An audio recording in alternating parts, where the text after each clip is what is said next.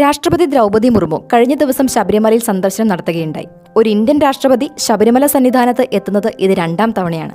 അപ്പോൾ ആരായിരുന്നു ശബരിമല സന്ദർശിച്ച ആ ആദ്യത്തെ രാഷ്ട്രപതി?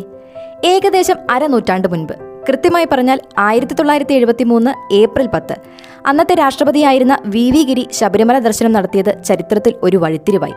രാഷ്ട്രപതിയുടെ ഈ സന്ദർശനം ശബരിമലയുടെ അടിസ്ഥാന സൗകര്യങ്ങളുടെ കാര്യത്തിൽ 2 പ്രധാന മാറ്റങ്ങൾക്ക് കാരണമായി.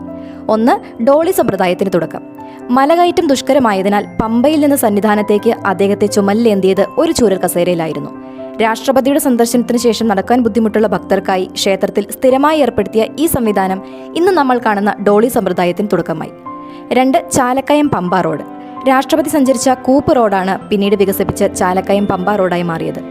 1962 കേരള ഗവർണർ ആയിരിക്കുമ്പോൾ ഇദ്ദേഹം നടത്തിയ സന്ദർശനവും ശബരിമലയിൽ പല മാറ്റങ്ങൾക്ക് കാരണമായിട്ടുണ്ട്. മറ്റൊരു ശ്രദ്ധേയമായ കാര്യം, ഡോളി ചുമലിലേന്തിയ 8 പേർക്ക് രാജ്ഭവനിൽ ജോലി നൽകണമെന്ന ആഗ്രഹം വി ഗിരി പ്രകടിപ്പിച്ചിരുന്നു.